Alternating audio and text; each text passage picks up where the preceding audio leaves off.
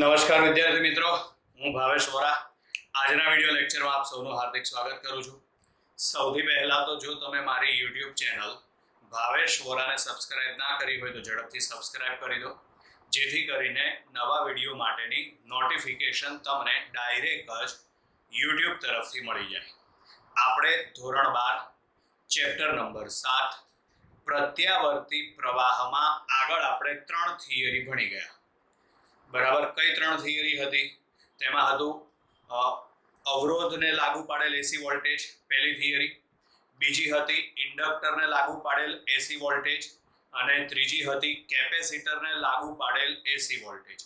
આ ચોથી થિયરી છે. એમાં ત્રણે ત્રણ ભેગા કરી દેવાના. ત્રણે ત્રણ ભેગા એટલે ઇન્ડક્ટર, કેપેસિટર અને અવરોધ ત્રણેયને શ્રેણીમાં જોડવાના અને તેની સાથે એસી પ્રાપ્તિ સ્થાન જોડવાના. LCR શ્રેણી પરિપથ કહેવાય.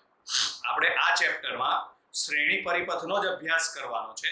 જેમ શ્રેણી પરિપથ આવે છે એમ સમાંતર પરિપથ આવે, પણ આપણા સિલેબસમાં એનો નથી અભ્યાસ, એટલે આપણે એ ભણવાનું નથી. બરાબર છે. એટલે LCR શ્રેણી પરિપથ એટલે જેમાં L, C અને R ને શ્રેણીમાં જોડવામાં આવે અને તેની સાથે એસી પ્રાપ્તિ સ્થાન જોડવામાં આવે. બરાબર. એસી પ્રાપ્તિ સ્થાનના વોલ્ટેજ તો આગળ ત્રણેય થિયરીમાં આવી ગયા છે, એના એ જ આપણે આ થિયરીમાં લેવાના છે. એસી પ્રાપ્તિ સ્થાનના વોલ્ટેજ થશે V બરાબર Vm sin ઓમેગા t. બરાબર. અહીં જે પરિપથ આપણે ધ્યાનમાં લેવાનો છે એ પરિપથ શુદ્ધ પરિપથ ધ્યાનમાં લેવાનો. શુદ્ધ પરિપથ એટલે નવડાય ધોડાયેલો નહીં. બરાબર. પણ કઈ રીતે શુદ્ધ પરિપથ એટલે? તો એમાં જે અવરોધ લેવાનો ને એનું ઇન્ડક્ટન્સ શૂન્ય હોવું જોઈએ, અને જે ઇન્ડક્ટર લેવાનું એનો ઓહમિક અવરોધ શૂન્ય હોવો જોઈએ. તો જ એ પરિપથ ને અથવા તો એ પરિપથના જે ઘટકો છે અવરોધ, ઇન્ડક્ટર, કેપેસિટર, એને શુદ્ધ ઘટકો કહેવાય.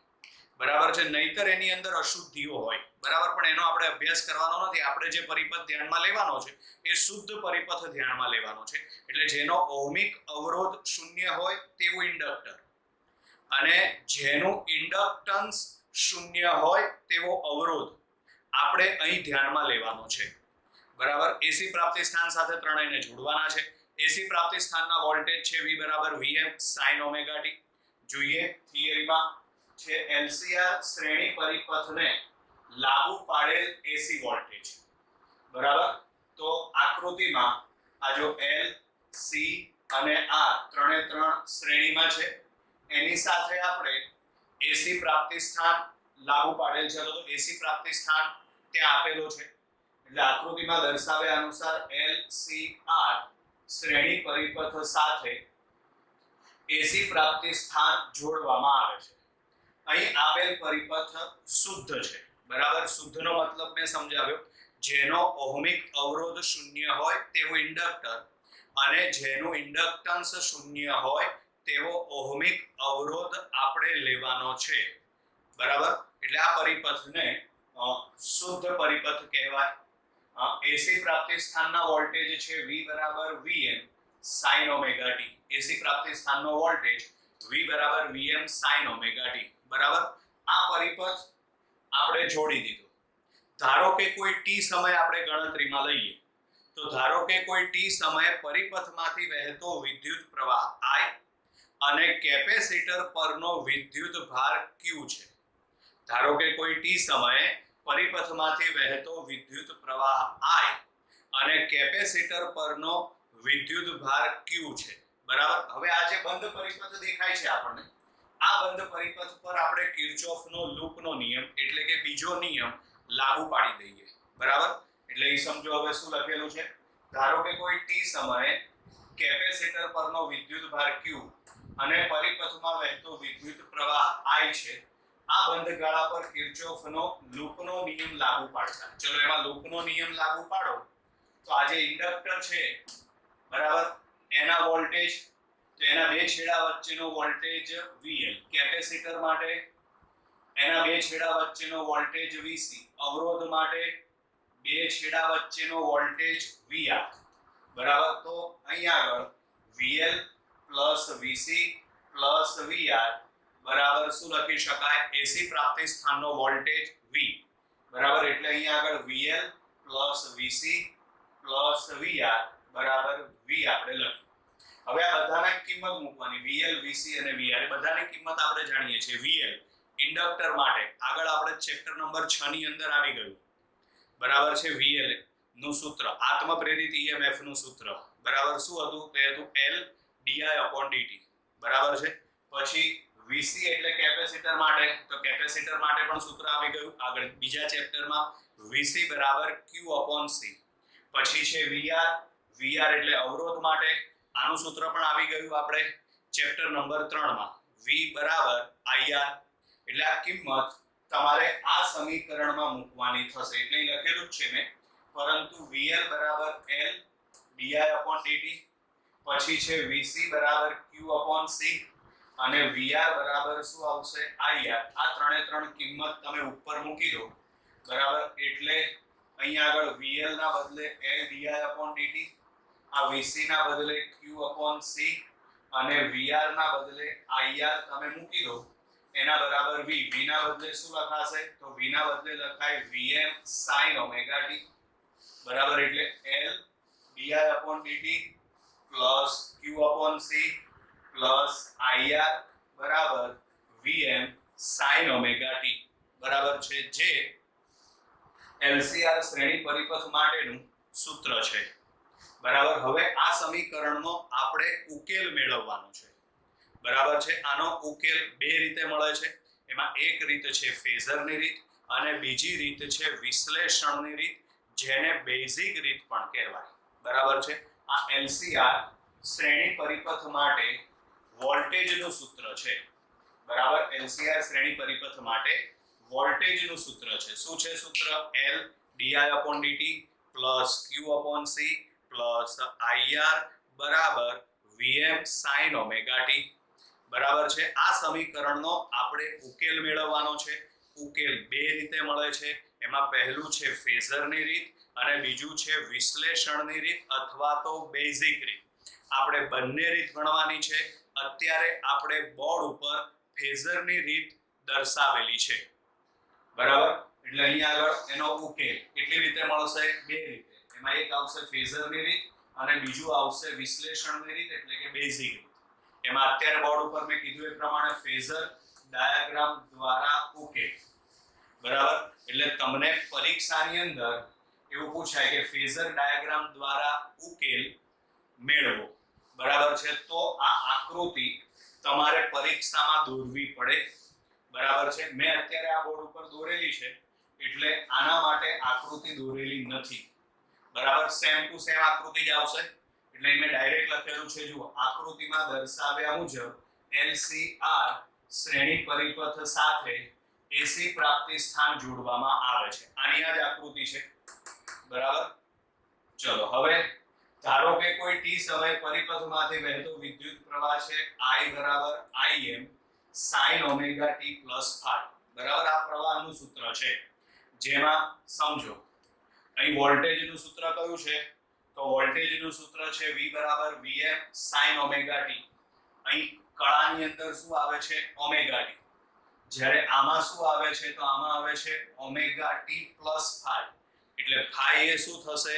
પ્રવાહ અને વોલ્ટેજ વચ્ચેનો કળા તફાવત બરાબર છે. એટલે જ્યાં phi એ વોલ્ટેજ અને પ્રવાહ વચ્ચેનો કળા તફાવત છે બરાબર. હવે આપણે આનો ફેઝર ડાયાગ્રામ દોરવાનો છે બરાબર. ફેઝર ડાયાગ્રામ દોરવા માટે આ એના મુદ્દા લખેલા છે અને એને અનુસાર તમારે આ ફેઝર, આ પહેલી આકૃતિ દોરવાની છે બરાબર. અને આ ફેઝર ડાયાગ્રામ દોરવા માટે કોઈ વસ્તુ ગોખવાની નથી બરાબર. આગળ 3 થિયરી જે ભણી ગયા એના આધારે જ આ ફેઝર ડાયાગ્રામ દોરવાનો છે. આપણે આગળની 3 થિયરીમાં અવરોધ, કેપેસિટર અને ઇન્ડક્ટર માટે અલગ અલગ ફેઝર દોરેલા છે. એ ત્રણે ત્રણ ફેઝરને ભેગા કરીને અહીં આગળ એક ફેઝર ડાયાગ્રામ ડ્રો કરવાનો છે બરાબર. ગોખવાની વસ્તુ નથી બરાબર. એટલે સૌથી પહેલા આજે LCR શ્રેણી પરિપથ છે. શ્રેણી પરિપથ હોય એટલે ત્રણે ત્રણ એટલે ઇન્ડક્ટર, કેપેસિટર અને અવરોધ, ત્રણે ત્રણ ઘટકમાં વહેતો પ્રવાહ એક સમાન આવશે બરાબર છે. એટલે સૌથી પહેલા પ્રવાહને દર્શાવતો ફેઝર I સદિશ છે. મેં તમને પહેલા પણ કીધું છે ફેઝર એટલે શું થશે? ઘૂમતો સદિશ.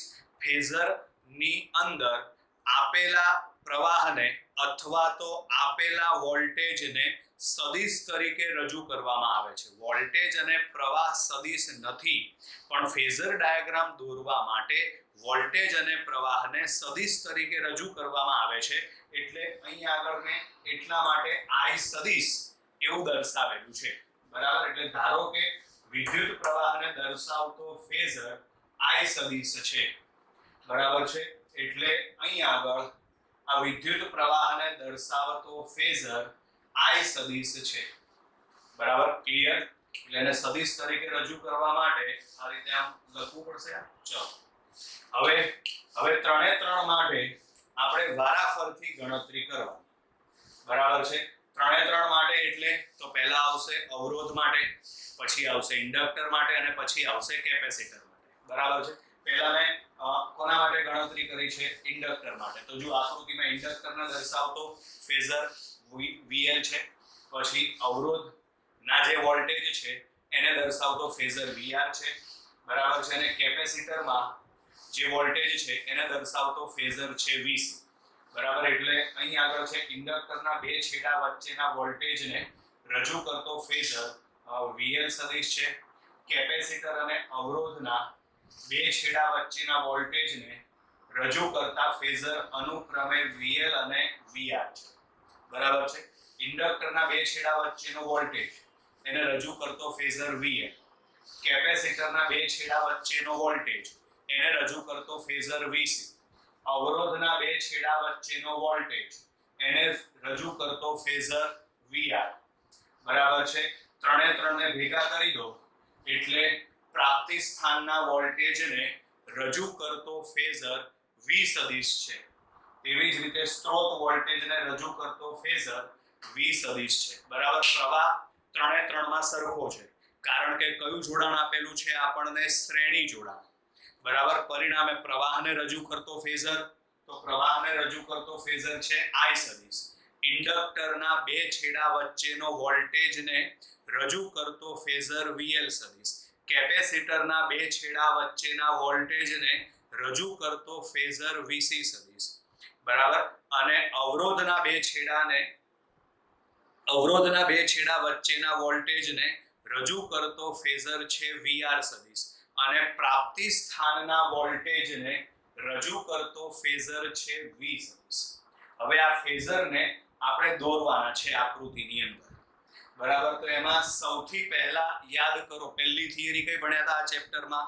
માત્ર અવરોધ ધરાવતો પરિપથ. બરાબર છે?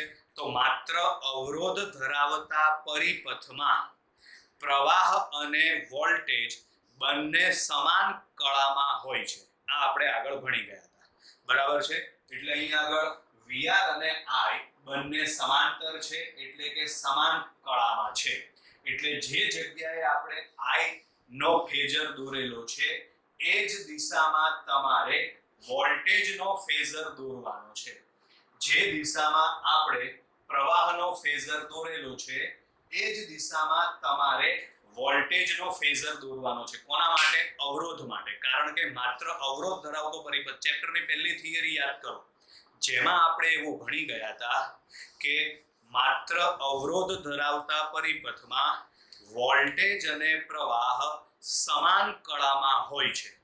પરિણામે બાકી ભૂલી જાઓ. ઇન્ડક્ટર, કેપેસિટરને અત્યારે ભૂલી જાઓ. માત્ર અવરોધ ધરાવતો પરિપથ યાદ કરો. એમાં વોલ્ટેજ અને પ્રવાહ બંને સમાન કળામાં.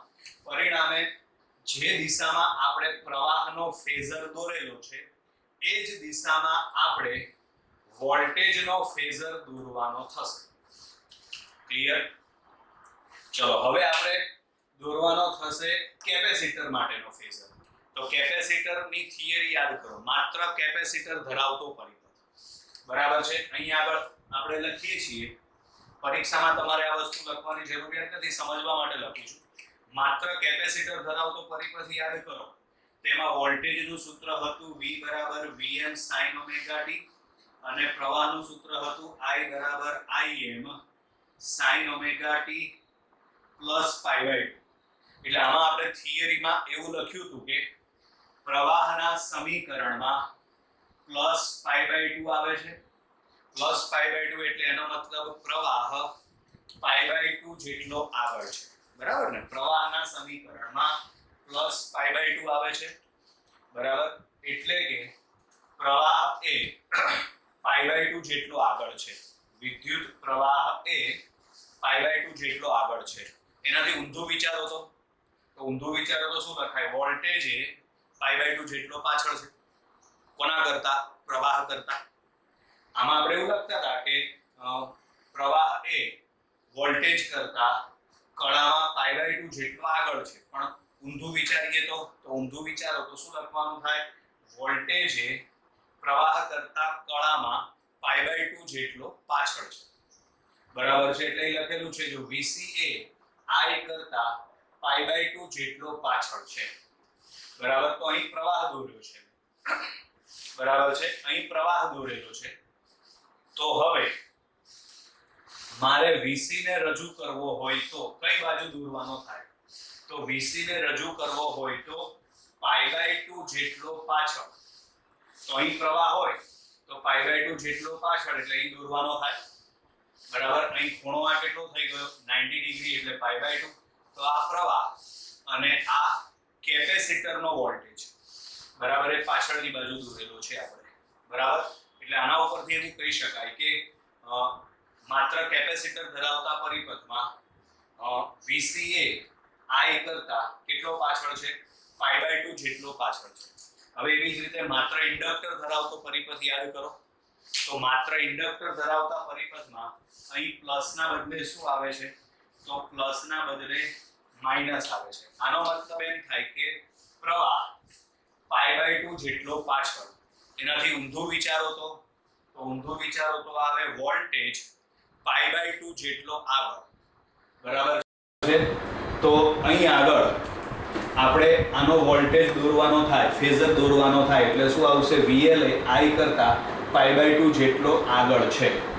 તો અહીં પ્રવાહ છે તો એનાથી આગળની બાજુએ તમારે VL દોરવાનો. કેટલે દોરવાનો? π/2 જેટલા ખૂણે. એટલે આ ખૂણો કેટલા માપનો આવશે? π/2. બરાબર છે? એટલે ત્રણે ત્રણ ફેઝર ધ્યાનથી દોરવાના છે. બરાબર? સૌથી પહેલા આપણે પ્રવાહનો ફેઝર દોરી નાખવાનો.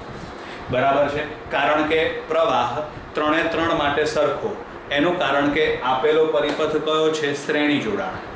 શ્રેણી જોડાણમાં પ્રવાહ ત્રણે ત્રણ માટે સરખો આવશે. એટલે સૌથી પહેલા આપણે પ્રવાહને રજૂ કરતો ફેઝર દોરી નાખવાનો. તો આ પ્રવાહને રજૂ કરતો ફેઝર મેં દોર્યો. હવે વારાફરતી ત્રણે ત્રણની ગણતરી આપણે કરવાની. ત્રણે ત્રણની ગણતરી કરવાની. એમાં પહેલા અવરોધ વિચારવાનો. તો યાદ કરવાનું માત્ર અવરોધ ધરાવતો પરિપથ. આમાં ઇન્ડક્ટર અને કેપેસિટરને અત્યારે ભૂલી જાવ, યાદ રાખવાની જરૂરિયાત નથી. માત્ર અવરોધ ધરાવતા પરિપથમાં વોલ્ટેજ અને પ્રવાહ બંને સમાન કળામાં. પરિણામે અહીં આગળ જ્યાં તમે પ્રવાહનો ફેઝર દોરેલો છે ત્યાંને ત્યાં જ તમારે વોલ્ટેજનો ફેઝર દોરી નાખવાનો. બરાબર છે? કોના માટે દોર્યો? અવરોધ માટે. એટલે અહીં લખેલું છે VR. હવે વિચારવાનું કેપેસિટર માટે. બીજો પોઈન્ટ એટલે અહીંયા આગળ કેપેસિટર માટે છે. બરાબર? તો કેપેસિટર ધરાવતા પરિપથમાં વોલ્ટેજ અને પ્રવાહના સૂત્ર યાદ કરો તો કેપેસિટર માટે અહીં વચ્ચે પ્લસ આવે છે. વચ્ચે પ્લસ આવે એટલે એનો મતલબ પ્રવાહ π/2 જેટલો આગળ. એનાથી ઊંધું વિચારો તો વોલ્ટેજ π/2 જેટલો પાછળ. પરિણામે જો મારે વોલ્ટેજનો ફેઝર દોરવો હોય તો π/2 જેટલો પાછળ દોરવો પડે. તો અહીં પ્રવાહ છે π/2 જેટલો પાછળ. π/2 એટલે 90 ડિગ્રી. તો 90 ડિગ્રી જેટલો પાછળ એટલે અહીં ફેઝર દોરી નાખ્યો. હવે ઇન્ડક્ટર ધરાવતો પરિપથ યાદ કરો. તો ઇન્ડક્ટર ધરાવતા પરિપથમાં આ જે પ્રવાહનું સૂત્ર છે એમાં અહીં શું આવે છે? માઇનસ. માઇનસ આવે એટલે એનો મતલબ પ્રવાહ π/2 જેટલો પાછળ. પ્રવાહ π/2 જેટલો પાછળ. એનાથી ઊંધું વિચારો તો વોલ્ટેજ π/2 જેટલો આગળ. તો મારે ઇન્ડક્ટર ધરાવતા પરિપથમાં ઇન્ડક્ટર માટે ફેઝર દોરવો હોય તો π/2 જેટલો આગળ દોરવાનો થાય. તો અહીં પ્રવાહ છે I, ત્યાંથી π/2 જેટલો આગળ, π/2 જેટલો આગળ એટલે આ 90 ડિગ્રી છે એટલે થઈ ગયો 90 ડિગ્રી આગળ. ક્લિયર? એટલે આ એનો ફેઝર ડાયાગ્રામ થયો. હવે અહીં આગળ જુઓ તો આ VC અને VL બંને એક જ રેખા ઉપર છે, પણ બંને પરસ્પર કઈ દિશામાં છે? વિરુદ્ધ દિશામાં છે. તો એનો પરિણામી શું આવશે? તો એનું પરિણામી આવશે VC પ્લસ VL. બરાબર છે. આ જે ફેઝરની આપણે જે લંબાઈ દોરેલી છે એ લંબાઈ એ શું દર્શાવે છે? એના મહત્તમ મૂલ્ય. મહત્તમ મૂલ્ય એટલે એનો કંપ વિસ્તાર.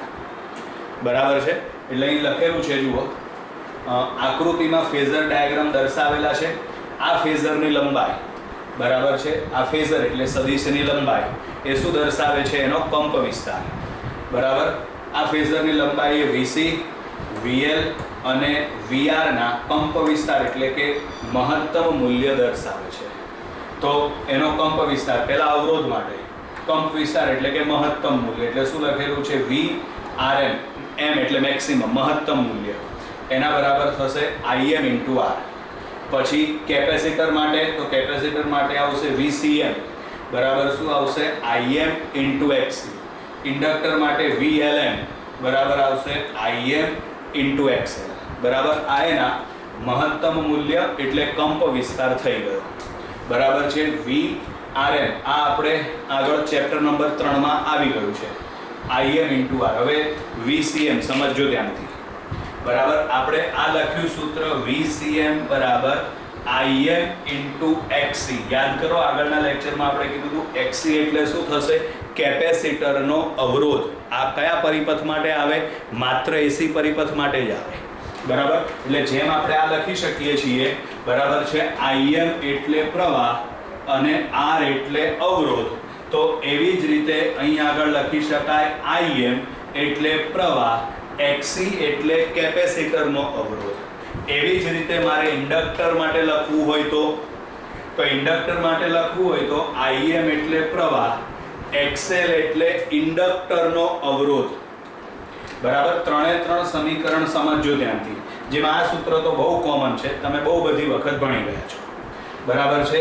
VRM બરાબર IM × R, જેમાં IM એટલે પ્રવાહ અને R એટલે અવરોધ. તો એવી જ રીતે કેપેસિટર માટે લખવું હોય તો કેપેસિટર માટે લખવું હોય તો VCM બરાબર આવશે IM × XC, જેમાં IM એટલે પ્રવાહ અને XC એટલે અવરોધ. કોનો અવરોધ થશે? કેપેસિટરનો અવરોધ, જે માત્ર AC પરિપથ માટે જ માપી શકાય છે. સેમ કન્ડિશન ઇન્ડક્ટર માટે, તો ઇન્ડક્ટર માટે VLM બરાબર થશે IM × XL. બરાબર. ઇન્ડક્ટર માટે VLM બરાબર શું થશે? IM × XL. ચલો હવે ફેઝર ડાયાગ્રામ ઉપરથી, બરાબર છે, આ જે છે ને એના ઉપરથી આપણે આ ફેઝર દોરવાનો છે. સમજજો ધ્યાનથી. આ બંને એક જ રેખા ઉપર છે, તો એનો પરિણામી થઈ જશે VC પ્લસ VL. ધ્યાન રાખજો, દોરવા માટે આના કરતાં આની લંબાઈ નાની દોરવાની. એનું કારણ કે બંને પરસ્પર વિરુદ્ધ દિશામાં છે, એટલે મૂલ્યો બાદ થશે. શું થશે? મૂલ્યો બાદ થશે. ધ્યાન રાખજો. એટલે આ ફેઝરની લંબાઈ ઘટી જશે એટલે મેં નાનો ફેઝર દોરેલો છે. આ એમના એમ જ દોરવાનો છે. પ્રવાહની જરૂર નથી એટલે મેં નથી દોર્યો. બરાબર છે. એટલે આ થશે VC પ્લસ VL અને આ R. તો આ બે સદિશ થયા. બરાબર. એક VR અને બીજો થશે VC પ્લસ VL. આ બંનેને એક જ બિંદુમાંથી દોરેલા છે. એક જ બિંદુમાંથી દોરેલા એટલે તમે આમાં સદિશોના સરવાળા માટે સબાચની રીત યાદ કરો. 11મા ધોરણમાં આપણે ભણી ગયા સબાચ, સમાંતર બાજુ ચતુષ્કોણની રીત. તો આપણે એની મદદથી આ સબાચ રચી દીધો. આ બિંદુ અને આ બિંદુને જોડી દો એટલે આ જોડતો સદિશ એટલે એનો પરિણામી સદિશ. પરિણામી સદિશ એટલે અહીં આગળ પરિણામી વોલ્ટેજ V થશે. શું થશે? પરિણામી વોલ્ટેજ V. આ કોનો ફેઝર છે? અવરોધ માટે. બરાબર. એનું મૂલ્ય, તો એનું મૂલ્ય છે VRM. બરાબર. હવે સમજો, આ કોના માટેનો ફેઝર છે? કેપેસિટર માટેનો. તો એનું મૂલ્ય થશે VCM. આ કોના માટેનો ફેઝર છે? ઇન્ડક્ટર માટેનો. તો એનું મૂલ્ય થશે VLN. બરાબર છે? તો બોલો હવે આનું પરિણામી મૂલ્ય કેટલું થાય? તો મેં આગળ કીધું એ પ્રમાણે મૂલ્યની બાદબાકી કરવાની. મૂલ્યની બાદબાકી કરો એટલે થશે VCM માઇનસ VLN. તો એ લખેલું જ છે જુઓ, VCM માઇનસ VLN. અને આજે મળ્યો આપણને એનો પરિણામી સદિશ, એનું મૂલ્ય કેટલું? તો એનું મૂલ્ય જો મેં અહીંયા નીચે લખેલું છે VM, જગ્યા ઓછી છે એટલે અહીં લખેલું છે VM. ટપી પડી ગયા ફેઝર. આના ઉપરથી જ આપણે આ ફેઝર ડાયાગ્રામ દોરવાનો છે. ફરીથી સમજીએ એક વખત. બરાબર છે? આ VC એટલે કેપેસિટરના વોલ્ટેજનો ફેઝર. આ છે VL એટલે ઇન્ડક્ટરના વોલ્ટેજનો ફેઝર. બંને એક જ રેખા ઉપર છે અને વિરુદ્ધ દિશામાં છે. બરાબર છે? પરિણામે એના મૂલ્યોની શું થશે? બાદબાકી. તો હવે એનો પરિણામી ફેઝર દોરો એટલે અહીં આગળ આવશે VC પ્લસ VL. પણ મેં કીધું એ પ્રમાણે એના મૂલ્યની બાદબાકી કરો. એના મૂલ્યની બાદબાકી કરો એટલે VCM માઇનસ VLN. બરાબર છે? પછી અવરોધ માટેનો ફેઝર, તો આ છે અવરોધનો ફેઝર. એનું મૂલ્ય છે VRM. એટલે હવે સમજો, આ બિંદુએથી આપણે બે સદિશ દોર્યા. એક આમ નીચેની બાજુએ VC પ્લસ VL, એક ઉપરની બાજુએ VR. એટલે તમે સવાચર રચો. સદિશોના સરવાળા માટે સમાંતર બાજુ ચતુષ્કોણની રીત. તો ચલો એના માટે સવાચર રચીએ. તો આ બિંદુને જોડી દો એટલે આ પરિણામી વોલ્ટેજ V થઈ ગયો. પરિણામી વોલ્ટેજ V એટલે 3 એ 3 નો સરવાળો થશે.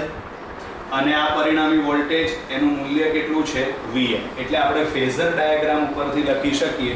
સવાચરની રીત આપણે લાગુ પાડી છે. VL plus VC plus VR બરાબર શું થશે? V. પછી લખેલું જ છે VC અને VL બંને એક જ રેખા પર પરસ્પર વિરુદ્ધ દિશામાં હોવાથી તેનું મૂલ્ય એટલે તેનું માન કેટલું મળશે? બંનેની બાદબાકી જેટલું મળે. ક્લિયર? ચલો પછી આગળ હવે આપણે પાયથાગોરસ. હવે ગણતરી સહેલી છે. બરાબર? આપણે આપેલો જે કાટકોણ ત્રિકોણ છે એની અંદર પાયથાગોરસ લાગુ પાડી દઈએ. બરાબર છે? એનું કારણ કે આ ખૂણો ઉપર જે છે એ કેટલા માપનો બનશે? 90 ડિગ્રીનો. તેમાં પાયથાગોરસ લાગુ પાડી દો. બરાબર છે? એટલે અહીં આગળ થશે, આની કિંમત શું છે? આ કર્ણ થઈ જાય. આ ખૂણો આપણે 90 ડિગ્રીનો ધ્યાનમાં લઈએ. બરાબર છે? અને હવે અહીં પાયથાગોરસ લાગુ પાડીએ તો આ એનો કર્ણ થાય. એનું મૂલ્ય છે VM. એટલે અહીં લખ્યું VM સ્ક્વેર બરાબર VRM સ્ક્વેર અને વત્તા આવશે VCM માઇનસ VLM નો સ્ક્વેર. હવે આની અંદર બધી કિંમતો લખી નાખો. બરાબર છે? કઈ કિંમતો લખવાની છે? તો આ 3. બરાબર? આ VMM ના M, VRM ના બદલે. બરાબર? તો અહીં સમજો, આ VRM ના બદલે આ કિંમત લખો IM ઇન્ટુ R. એનો વર્ગ છે એટલે શું થશે? IM square into R square. હવે આ બંનેની કિંમત લખો. તેમાં પહેલા VCM, તો VCM ની કિંમત જો આ રહી IM ઇન્ટુ XC. તો મેં અહીંયા લખ્યા IM ઇન્ટુ XC. પછી અહીંયા છે VLN. તો VLN ની કિંમત આ રહી. એ કિંમત લખો એટલે શું થશે? IM into XL. હવે આ જે બે પદ છે ને એમાંથી તમે IM કોમન કાઢો. IM કોમન કાઢો પણ અહીં વર્ગ છે એટલે વર્ગ થઈને બહાર નીકળે. એટલે સમજો, જો આ પહેલું પદ એમના એમ IM સ્ક્વેર R સ્ક્વેર એમના એમ અહીં સ્ક્વેર આવશે. બરાબર છે? IM સ્ક્વેર R સ્ક્વેર એમના એમ. આમાંથી શું કોમન કાઢ્યું આપણે? IM. પણ વર્ગ થઈને બહાર આવે એટલે IM સ્ક્વેર. તો કૌંસમાં બાકી વધે XC માઇનસ XL નો સ્ક્વેર. હવે આ પહેલું અને બીજું પદ એમાંથી શું કોમન નીકળશે? IM square. તો અહીં બાકી વધે R સ્ક્વેર, આ પ્લસ અને આ પદ. ક્લિયર? હવે આમાંથી તમે IM ને સૂત્રનો કરતા બનાવી દો. IM ને સૂત્રનો કરતા બનાવવા માટે આ જે કૌંસવાળું પદ છે એને તમે સામે છેદમાં લઈ જાઓ અને પછી બંને બાજુ વર્ગમૂળ લઈ લો. એટલે IM બરાબર આવશે VM અપોન અંડર રૂટમાં R square plus XC minus XL નો સ્ક્વેર. હવે આ સમીકરણ કોના જેવું થયું? તો આ સમીકરણ થયું I બરાબર V/R જેવું થયું. ઓમના નિયમ પ્રમાણે વિચારીએ તો આ સમીકરણ કોના જેવું થયું? I બરાબર V/R. કારણ કે અહીં પ્રવાહ છે તો આમાં પણ અહીં પ્રવાહ છે, અહીં વોલ્ટેજ છે તો અહીં વોલ્ટેજ છે. છેદમાં શું આવશે? અવરોધ. તો આ જે છેદ છે એ અવરોધ દર્શાવે છે, પણ આ અવરોધ એટલે એસી પરિપથનો અવરોધ. એસી પરિપથમાં જે અવરોધ હોય તેને ઇમ્પિડન્સ કહેવાય, જેને ઝેડ વડે દર્શાવાય. આ વસ્તુ યાદ રાખજો. એસી પરિપથનો અવરોધ એને શું કહેવાય? ઇમ્પિડન્સ. જેને કઈ સંજ્ઞા વડે દર્શાવાય? ઝેડ વડે. બરાબર. એટલે અહીં આગળ આ જે છેદ છે એ અવરોધ જ દર્શાવે છે, પણ કયા પરિપથમાં? એસી પરિપથમાં. બરાબર છે. જેને શું કહેવાય? તો જેને કહેવાય પરિપથનો ઇમ્પિડન્સ, જેને ઝેડ વડે દર્શાવાય. આ ઝેડ અહીં મૂકી દો તો આવે IM બરાબર VM/Z. બરાબર. શું આવશે? IM બરાબર VM/Z. ચલો હવે આ ફેઝર ડાયાગ્રામ ઉપરથી આપણે એની દિશા એટલે ફાઈ મેળવીએ તો tan phi બરાબર શું આવશે? સામેની બાજુ ભાગ્યા પાસેની બાજુ. tan phi બરાબર શું આવશે? સામેની બાજુ ભાગ્યા પાસેની બાજુ. તો ચલો tan phi બરાબર સામેની બાજુ એટલે VCM માઇનસ VLM ભાગ્યા પાસેની બાજુ એટલે VRM. હવે આમાં તમે VCM અને VLM અને VRM એટલે આ કિંમત ત્રણે ત્રણની મૂકી દો, તેમાંથી IM ઉડી જાય. IM ઉડી જાય તો tan phi બરાબર શું બાકી વધે? XC minus XL/R.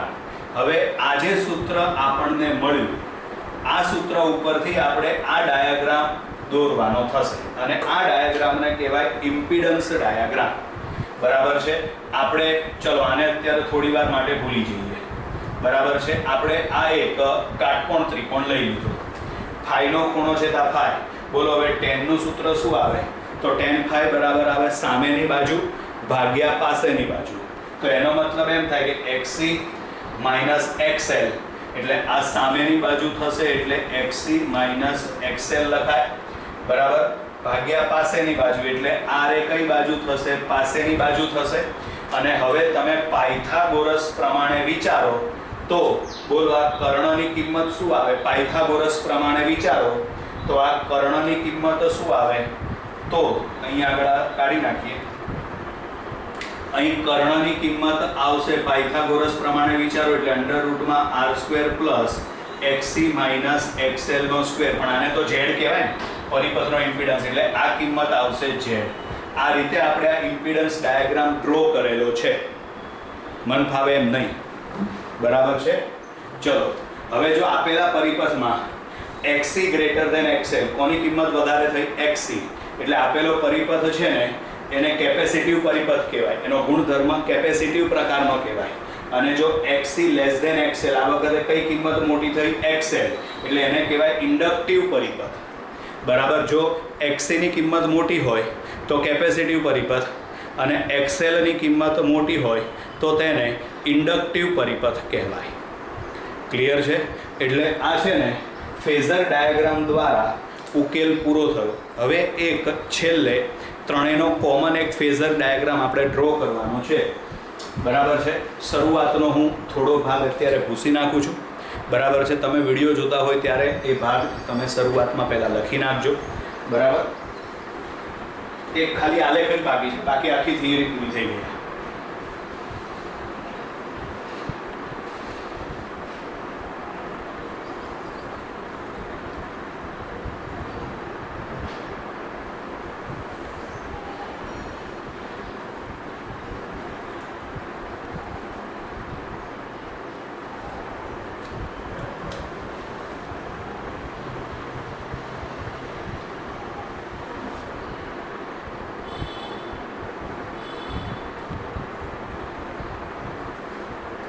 ચલો તો પહેલાં આપણે વોલ્ટેજનો આલેખ દોરવાનો. તો એમાં વોલ્ટેજનું સૂત્ર કયું આવશે આપણા માટે? V બરાબર VM sin ωt. હવે આ વોલ્ટેજનો આલેખ ચોથી વખત આવ્યો. અવરોધમાં આવ્યો, કેપેસિટરમાં આવ્યો, ઇન્ડક્ટરમાં આવ્યો, અને અત્યારે પાછો આવ્યો. એટલે હવે આવડવું જોઈએ કે વોલ્ટેજનો આલેખ કઈ રીતે મળે. મેથ્સવાળાને તો બહુ કોમન હોય છે કે સાઇન વિધેયનો આલેખ દોરી નાખો એટલે એ વોલ્ટેજનો આલેખ થઈ ગયો. બરાબર છે. તો અહીં આગળ આપણે એ દોરવા માટે આ કિંમત કઈ લેવાની થશે? આપણે ωt. બરાબર. અહીંયા આગળ આવશે 0. આ π/2 લઈએ, પાઈ લઈએ, 3π/2 અને 2π. બરાબર છે. અહીંયા આગળ કિંમત મહત્તમ હશે, પછી 0, પછી અહીંયા આગળ કિંમત ન્યૂનતમ અને આ 0. પહેલા પોઈન્ટ નક્કી કરી દેવાના અને પછી આ રીતે આ આલેખ વોલ્ટેજ માટેનો છે. ચલો હવે પ્રવાહનો આલેખ દોરવાનો હોય તો પ્રવાહનો આલેખ દોરવા માટે પ્રવાહનું સમીકરણ કયું છે? I = Im sin ωt + phi. એટલે બંને વચ્ચે કળા તફાવત કેટલો છે? તો કળા તફાવત phi છે. બરાબર. એટલે અહીં આગળ આપણે આ રીતે આમ ફેઝર ડાયાગ્રામ ડ્રો કરીએ. ચલો આ કોનો આલેખ થયો? બરાબર છે. તો આ થયો પ્રવાહ માટેનો આલેખ. બરાબર છે. પ્રવાહ માટેનો ફેઝર થયો આ. બરાબર.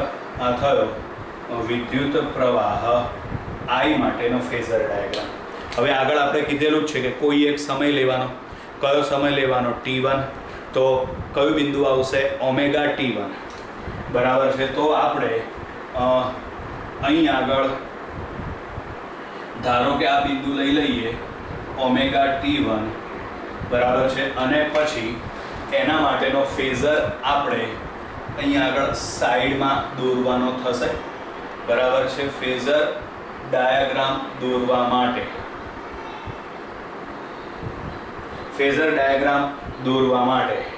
બરાબર વોલ્ટેજ અને પ્રવાહના જે બિંદુઓ આપણને મળે, બરાબર છે, ત્યાંથી આપણે આડી લાઈન ખેંચવાની આવશે.